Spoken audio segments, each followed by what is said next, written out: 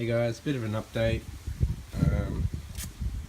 Gotten rid of the TD04 and put it to the low mount position because I believe the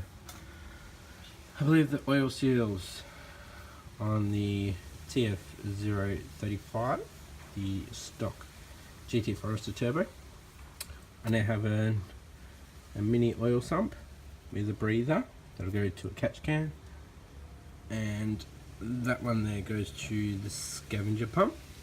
I'll have a check valve in that so oil can't come back. Scavenger pump is on the other side, then that one goes into the sump.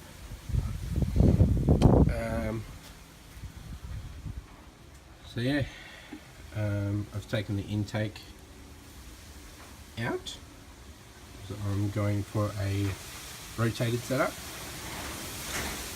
A little bit windy here, guys.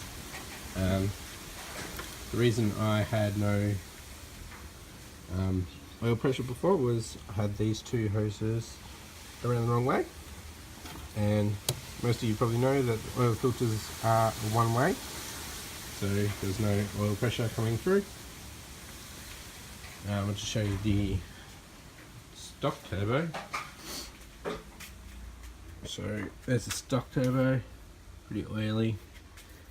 So oil was coming through, going into the intercooler, coming out the block valve, and through the exhausts. So I believe that was from no restrictor and too much restriction on the drain. I've got some adapters to make the mount for the GT35 that I'll get, and the wastegate.